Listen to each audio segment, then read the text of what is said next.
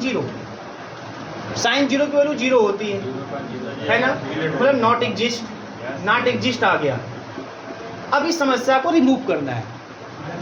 Z equal to zero पे हमें value तो मिल नहीं पा रही है, जेड इक्वल टू जीरो पे हमें वैल्यू तो मिल नहीं पा रही है। इसका मतलब कि है ना, अब क्या इस समस्या को दूर किया जा सकता है? तो हाँ, इसको दूर किया जा सकता है। ठीक है, कैसे? अब इसको लिमिट निकालो। Limit z tends to zero, भाई जीरो ही तो सिंगुलरिटी है, ए की वैल्यू जीरो है, और साइन जेड अपॉन जेड इसका मान देखते हैं, है ना। तो एल हॉस्पिटल रूल लग जाएगा यहाँ पे, जीरो बाई जीरो केस बन गया तो एल हॉस्पिटल रूल लग जाएगा यहाँ पे। तो एल हॉस्पिटल रूल लगा देंगे तो यहाँ पे लिमिट है ना जेड टेंस, अच्छा एल हॉस्पिटल रूल भी लगा सकते हो, इसका एक्सपांशन तो किए ही हो। एक्सपांशन में अगर जैसे जेड टेंस टू जीरो कर देंगे 1 मिल जाएगा डायरेक्ट आपको, वैसे ही मिल जाएगा। या तो फिर आप इसको डिफरेंशिएट कर दो cos जेड अपॉन 1 और आप रख देंगे तो cos जीरो की वैल्यू 1 हो जाती है। बोलो 1 हो गया, इसका मतलब एग्जिस्ट फाइनाइटली। देखो मतलब जो लिमिट है, सॉरी जो सिंगुलरिटी है, उस सिंगुलरिटी को फंक्शन में रखने पर अगर हमें नॉट एग्जिस्टर दिखाई दे, लेकिन लिमिट लेने पर उसकी वैल्यू मिल जाए, मतलब वो समस्या दूर हो गई, उसको हमने रिमूव कर दिया, है ना। तो ऐसे सिंगुलरिटी में क्या बोलते हैं? Removable singularity. तो चाहे आप अगर एक्सपांशन कर सकते हैं तो उससे पता कर सकते हैं, अगर एक्सपांशन में जेड का कोई भी नेगेटिव टर्म नहीं आता है जेड रिमूवेबल।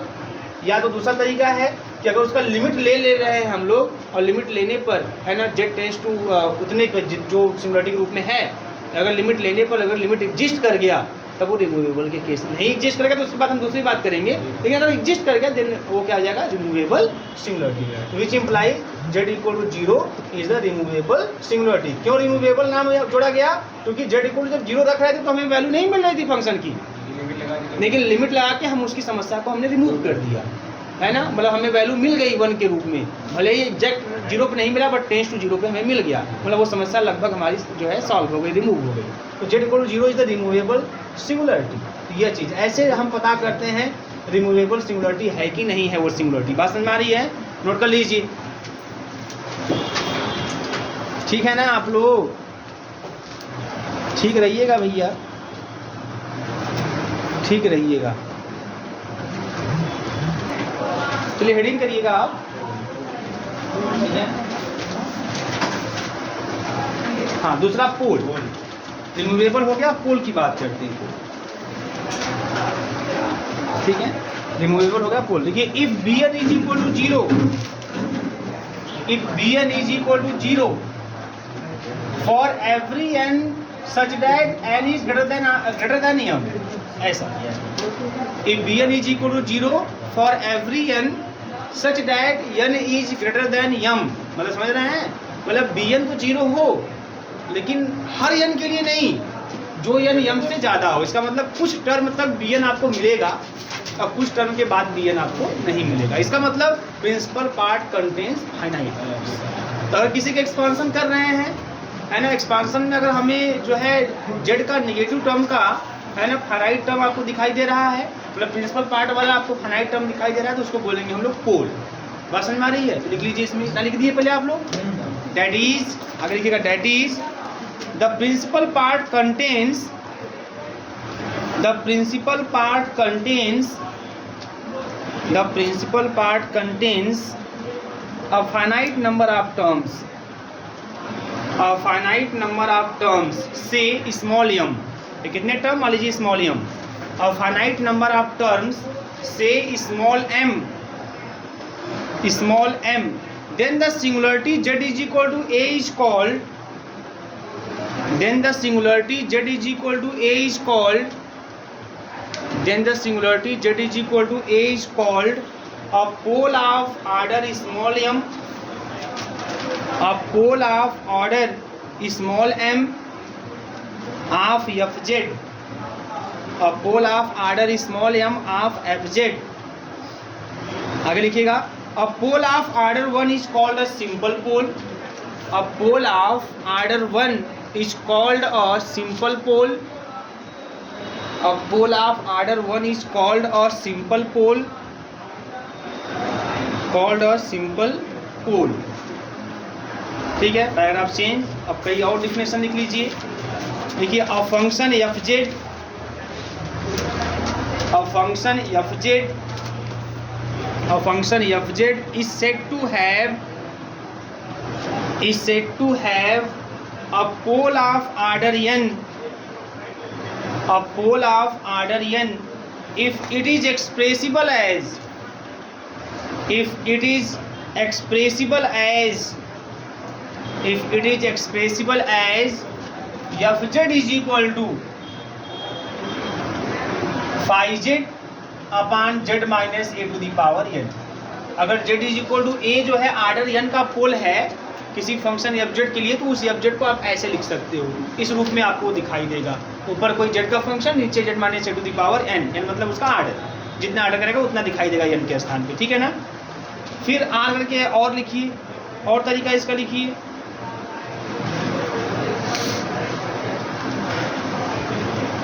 ठीक है।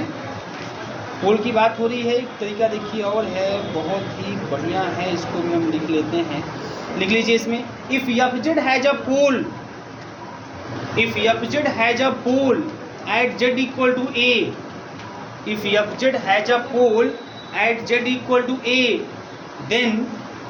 then mod fz tends to infinity, then mod fz tends to infinity as z tends to a। यही बहुत बढ़िया तरीका है पोल पता करने का। अगर z इक्वल टू a किसी fz का पोल है तो z equal to z tends to a पर, है ना, fz का जो लिमिट है ना, वो क्या मिलना चाहिए, infinite. z tends to a, at z tends to a fz is equal to infinite आपको मिलना चाहिए। मॉड लिखा है, इसका मतलब प्लस इन्फिनिटी माइनस इन्फिनिटी दोनों चलेगा। सर उसी में कंडीशन हो गया था, ठीक है ना, क्या कंडीशन रिमूवेबल का, नहीं सर, जो भी हाँ ये वाला है ना, नहीं कंडीशन नहीं है, मतलब एक इस ऐसे ही पता कर सकते हैं। अगर किसी फंक्शन fz को आप इस रूप में लिख दिए, अगर इस रूप में लिखा जा सकता है, साइंस अगर लिखा है तो कंफर्म है कि इस केस में z equal to a is the pole of order n। आप इस तरीके से भी पता कर सकते हैं, ऑर्डर n। और अगर मान लीजिए z equal to a singularity है, वो पोल के रूप में अगर तभी एग्जिस्ट करेगी जब z टेंड्स टू a पे fz की लिमिट इन्फिनिटी हो जाए। ये भी तरीका है पता करने का। और तरीका है कि अगर उसका एक्सपांसन आप इजीली कर लेते हो, अगर उसका एक्सपांसन आप इजीली कर लेते हो तो ऐसे केस में उसके एक्सपांसन में principal part contains finite term होना चाहिए, मतलब z के नेगेटिव टर्म का कुछ ही टर्म आपको दिखना चाहिए। बस समझ में आ रही है, फाइनाइट टर्म अगर दिख रहा है तो हम बोलते हैं इसका मतलब वो क्या है, पोल। क्लियर है क्या? जैसे तो ये बराबर एक पोल है, उसको उसको फाई z अपॉन fz दो फंक्शन के रूप में नहीं सकते, फाई के स्थान पर रखेंगे तो ना इक्वल टू 0 आएगा तो दूसरे पोल। हाँ सर बताओ क्या कह रहे हो आप? जैसे कि वहाँ से ये तो माइनस के इक्वल टू 0 हो जाएगा, z इक्वल टू ये कहाँ रख दें, उसमें फाई z में। अरे भाई पहले इस रूप में बनाओगे तब ना रखोगे, मेरी बात समझ में आ रही है ना, पहले इस रूप में बनाओगे तब ना रखोगे, और इस रूप में जैसे बन गया तो काम खत्म हो गया, फिर क्या चेक करना उसमें, ठीक है ना मास्टर। जब इस रूप में बनाओगे आप तब ना बोलोगे z equal to a is the pole of order n, जब हो गया तो फिर क्या रखना उसमें फालतू का। अगर बिना इस रूप में बनाए अगर कुछ यहाँ से मिल जाता तो काम बन जाता, जब इस रूप में बना ही दिए तो स्पष्ट तो हो ही गया ना तुरंत। यहाँ पे जो भी फंक्शन fz अगर इस रूप में बन गया तो z माइनस a के पावर n से आप तुरंत बोलोगे z equal to a is the pole of order n, ठीक है। ये चीज़ ध्यान दीजिए। फॉर एग्जाम्पल लिखिए भैया, एग्जाम्पल के केस में बात नहीं मास्टर, एग्जाम्पल के केस में देखिएगा और भी कई तरीके मिलेंगे, लेकिन पहले ये ध्यान दीजिए। एग्जाम्पल को जैसे मान लीजिए ये लिख दिया, ये बताओ इसके बारे में आप लोग, z माइनस 5 का क्यूब और z माइनस 4 का स्क्वायर, यहाँ पे ये क्या है। अब ध्यान दीजिए, अभी अगर इसका एक्सपांसन करना रहे आपको तो कर सकते हैं, ऐसी बात नहीं है ना। कैसे, यहाँ से हम z को कॉमन कर ले, बात समझ में आ रही है, कॉमन करके जो टर्म आपको मिले 1 माइनस x के रूप में, उस पावर n उसको भेज दें ऊपर, फिर इसको भी भेज दें ऊपर, दोनों का एक्सपांसन करके बाइनोमियल फिर मल्टीप्लाई कर दें, मल्टीप्लाई करके फिर देखें क्या स्थिति आ रही है ना। थोड़ा लेकिन लेंदी है, जो लेंदी है, ठीक है ना। तो यहाँ एक्सपांसन की तरफ नहीं जाए, एक्सपांसन जैसे मान लीजिए e के रूप में दे, साइन z cos z ऐसा कुछ दे, तो एक्सपांसन जिसका हम कर सकते हैं आसानी से, है ना, उसका आप करेंगे। अच्छा अब क्या तरीका होगा भैया, आप देखो एक तो इससे तुरंत पता चल जा रहा है, अगर यहाँ से अगर देखेंगे साफ साफ तो यहाँ पे देखो जो फाई z है ना वो 1 हो गया, उससे कोई मतलब नहीं है। है ना, फाइव जेड हमारा 1 हो गया, और नीचे देखो जेड माइनस ए, तो जेड माइनस ए का ही तो तरह दिखाई दे रहा है ना, तो अगर इससे मैं तुरंत कंपेयर कर दूं तो हम बोल देंगे Z equal to 5, Z equal to A की जगह 5 is the pole of order, जो उसका पावर है, पावर n है तो पावर यहाँ 3 है, पावर आर्डर 3, और यहाँ पे एक और पोल है, z equal to 4 is the pole of order 2, order 2। Clear है, ये तरीका से तुम बता लेंगे। और ये देखो यहाँ पे एक तरीका और है, जैसे जेड इक्वल टू 5 इसका पोल है, तो जेड इक्वल टू 5 अगर इसका पोल है तो जेड टेंस टू 5 पर एफ जेड की वैल्यू इनफाइनाइट हो जानी चाहिए, तो होया कि नहीं हो जाएगा बताओ यहाँ पे भाई। F z is equal to है 1/z माइनस का 5 का क्यूब। देखो जितना ज़्यादा तरीके से आप बात कर लोगे, जितना उसको समझ लोगे, उतने ही आपके लिए सही रहेगा। नहीं तो अगर थोड़ा सा भी सोचोगे कि हम हल्का सा मार के निकल रहे हैं ना, तो आप आगे जाके कंफ्यूजन बहुत क्रिएट हो, यही होता है इसमें। इसलिए जितना हो सके पहले ही बात कर लीजिए क्या क्या पॉसिबिलिटी हो सकती है। अब यहाँ देखो, यहाँ अगर Z equal to 5 is the pole है तो देखो एक चीज़ है, ये भी कंफर्म है कि लिमिट जेड टेंस टू 5 पर जो एफ जेड की वैल्यू है ये इनफाइनाइट हो जाएगी, 10 टू इनफाइनाइट हो जाएगी। हो जाएगी नहीं हो जाएगी बताओ। जैसे यहाँ जेड इक्वल टू 5 रखेंगे, 5 माइनस 5 0, 1/0 हो जाएगा इनफाइनाइट। क्लियर है। इसी प्रकार से लिमिट जेड इक्वल टू 4 भी हमारा पोल है, तो जेड टेंस टू 4 पे भी हमारा एफ जेड की वैल्यू क्या रहेगी, 10 टू इनफाइनाइट। तो जो पोल रहेगा 100% है कि जेड टेंस टू उतने पर हमारे फंक्शन की वैल्यू 10 टू इनफाइनाइट हो जाएगी, है ना। तब तो कंफर्म है कि पोल। तो यहाँ पे z equal to 5 is the pole, z equal to 4 is the pole. Order पता करना है तो यहाँ से पता कर सकते हैं, है ना। Z equal to 5 is the pole of order 3, z equal to 4 is the pole of order 2। उसको नोट कर लीजिए आप लोग। अब सिंपल भी नोट करिए, ये बहुत से भी क्वेश्चन का औछार होने वाला है आप लोग को, ये क्वेश्चन तो करने हैं। क्वेश्चन ऐसे ही रहेगा, विच टाइप ऑफ सिंगुलरिटी आप द फंक्शन लीजिए क्वेश्चन, अब आपको बताना है। तो ऐसे तो बहुत से क्वेश्चन आपको मिलेंगे, तो घबराने जरूरत नहीं है, आपको एग्जाम्पल बहुत मिलेंगे, बहुत से क्वेश्चन तो बताना है। यहाँ पे आपका यही क्वेश्चन रहता है किस टाइप की सिंगुलरिटी है। हाँ, अब आइसोलेटेड भी हो सकता है, हो क्या सकता है ये आइसोलेटेड। 4 5 आइसोलेटेड है ना, देखो ये आइसोलेटेड हो।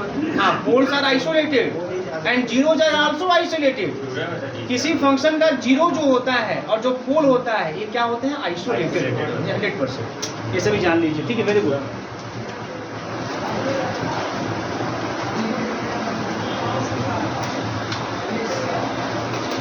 और एक चीज़ मैं आपको और भी बता दूं कि हम लोग आइसोलेटेड के केस में ये सब कुछ पढ़ रहे हैं। आइसोलेटेड के केस में ही हम लोग रिमूवेबल पढ़ रहे हैं, पोल पढ़ रहे हैं, तो है ना। वैसे दिमाग बना लीजिएगा, मैं लिखवा दूंगा उस लाइन को भी। अब इसके ऑर्डर नंबर आपका आता है इसेंशियल के लिए, essential singularity.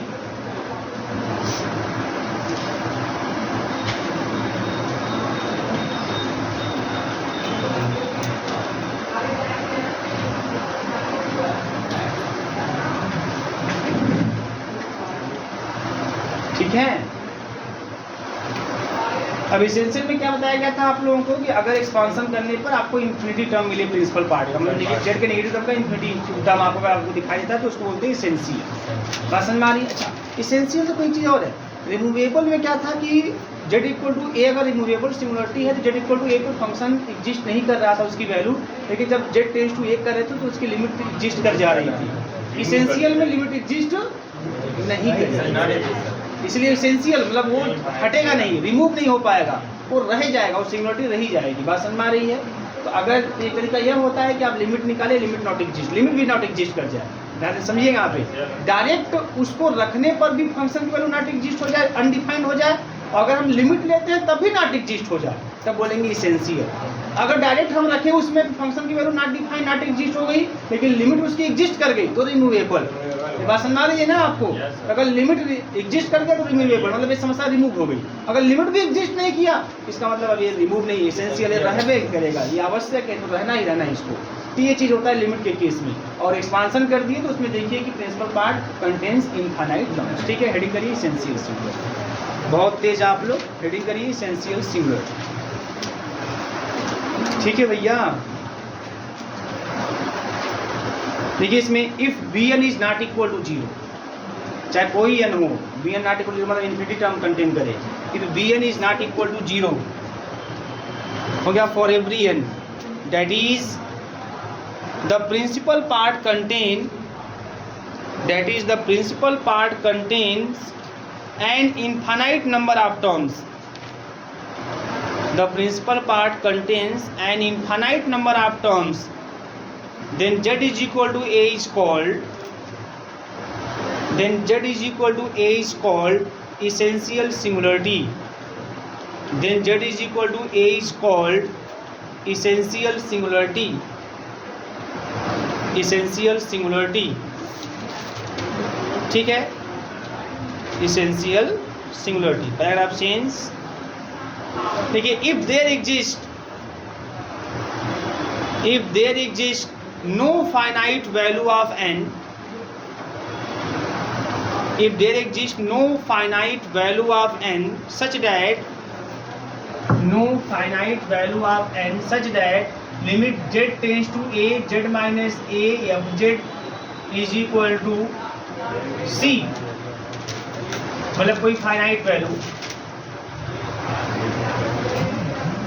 Power n, limit z tends to a, z minus a to the power n, fz is equal to कोई फाइनाइट वैल्यू, मतलब कोई भी n ऐसा एग्जिस्ट ना करे. बात समझ में आ रही है ना? मतलब n कि कोई भी वैल्यू ऐसे एग्जिस्ट ना करे कि जब इसको सॉल्व करें तो हमारा कोई फाइनाइट वैल्यू मिल जाए. इसका मतलब आप ये भी कर सकते हो, इस तरीके से आप इसको ये भी लिख सकते हो कि अगर मान लीजिए limit z tends to a fz है ना, ये अगर नॉट एग्जिस्ट कर जाए, ये नॉट एग्जिस्ट कर जाए और साथ ही साथ जब z इक्वल टू a रखें आप fz में, तो यह भी आपका नॉट एग्जिस्ट रहे, मतलब नॉट डिफाइंड रहे. बात समझ में आ रही है ना? दोनों को मतलब समझिएगा. यहाँ पे क्या मतलब, रिमूवेबल में जो आपने पढ़ा था कि जैसे z इक्वल टू आपने रखा और रखने पर आपने देखा कि नॉट एग्जिस्ट हो गया, z साइन z अपान z, मतलब साइन 0/0 मतलब 0/0 नॉट डिफाइंड. लेकिन जैसे ही आपने z टेंस टू 0 किया वो एग्जिस्ट कर गया, तो रिमूवेबल. अगर ऐसा कोई फंक्शन हो जिसमें हम डायरेक्ट रख रहे हैं तब भी नॉट एग्जिस्ट हो रही है और लिमिट भी कर निकाल रहे हैं तब भी नॉट एग्जिस्ट कर रही है, तब उसको बोलेंगे इसेंशियल. ठीक है ना? तो इसेंशियल केस में आपका ऐसा नोट कर लीजिए इस चीज़ को. आप अभी मैं आपको क्वेश्चन करा देता हूँ और फिर कुछ बातें अब नोट करा देता हूँ जो हम लोग डायरेक्ट यूज करेंगे. ठीक है, देखो बहुत आपको यहाँ पे आपका कोई प्रूफ थ्योरम ये सब नहीं, इसलिए मैं उसके पीछे बहुत नहीं जा रहा हूँ. ठीक है, और नहीं एग्जाम में आपके ऐसे कुछ आते हैं बहुत प्रूफ करने के लिए, तो आप इस तरीके से आइए, इसलिए डायरेक्ट हम कुछ बातें कर रहे हैं यहाँ पे. हाँ, इसको नॉन एसेंशियल सिंगुलरिटी बोलते हैं नहीं. अभी देखते हैं क्या दिक्कत है. देखो कोई भी सिंगुलरिटी है ना, वो इसेंशियल है, नॉन इसेंशियल, सॉरी रिमूवेबल क्या बोले आप? Non essential. अगर कोई सिंगुलरिटी, या देखिएगा